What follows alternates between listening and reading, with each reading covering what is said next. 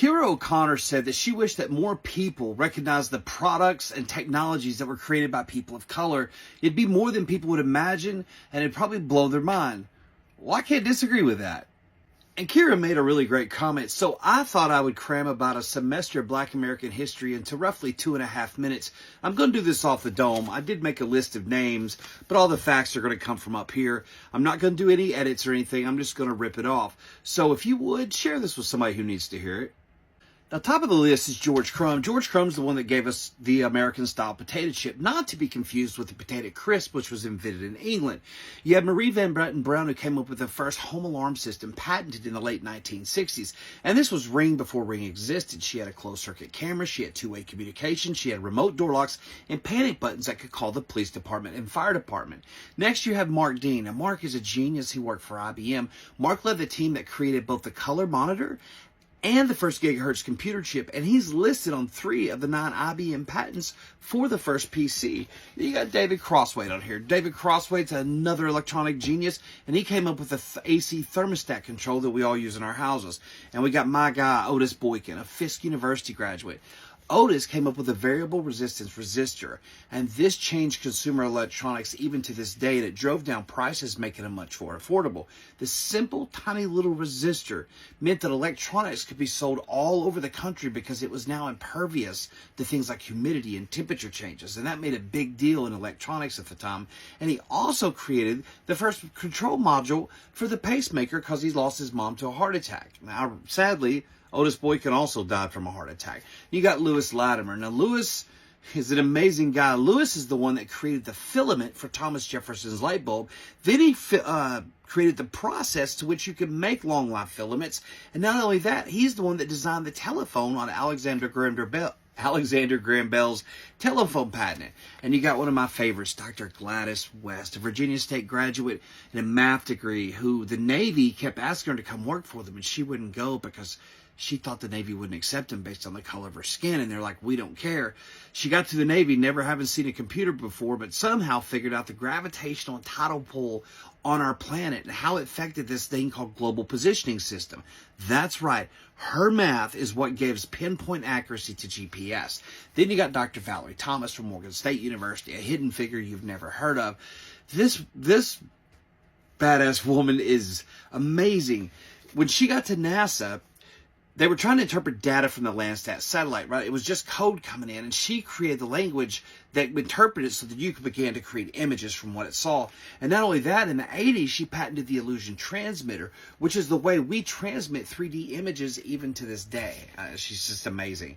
And then we've got George Grant. George Grant was a Harvard dentist. He was an amazing Harvard dentist. He was over the Harvard Dental alumni and was so good at a dentist that hit the president of Harvard University, the white dude, used to come to him for all his dental work.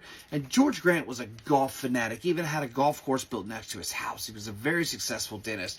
But because swinging a golf club at a ball on the ground was so tedious, he's the one that invented the golf tee. And he was recognized by the United States Golf Association for that tee.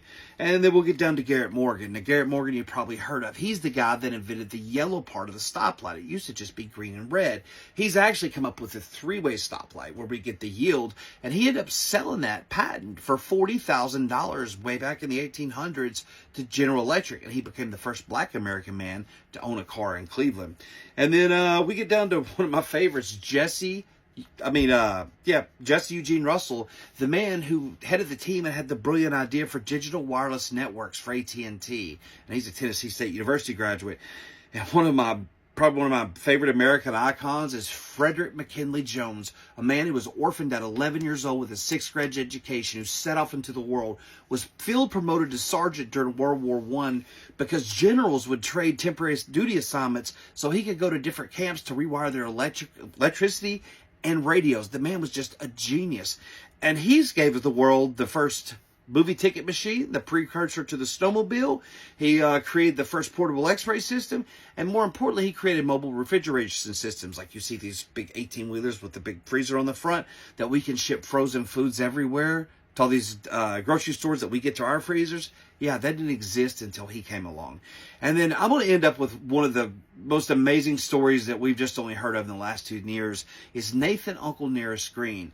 Now, Nathan Uncle Nearest Green was an enslaved man in Tennessee, and he was being rented out by a preacher named Dan Call because on his farm he had a distillery. And Nathan Uncle Nearest Green had distillation experience.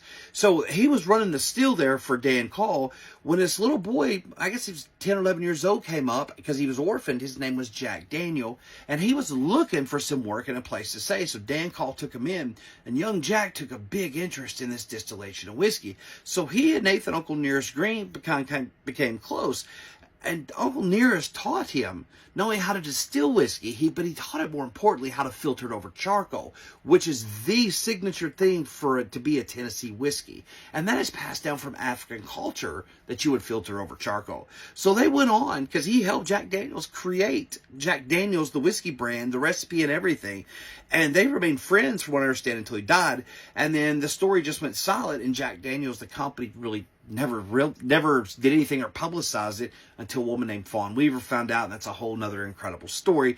But sadly, Jack Daniels was literally based on diversity, equity, inclusion, and just a few months ago, they just canceled all their DEI programs intentionally because they're afraid of upsetting conservatives. So anyway, Black history is American history. Have a great night.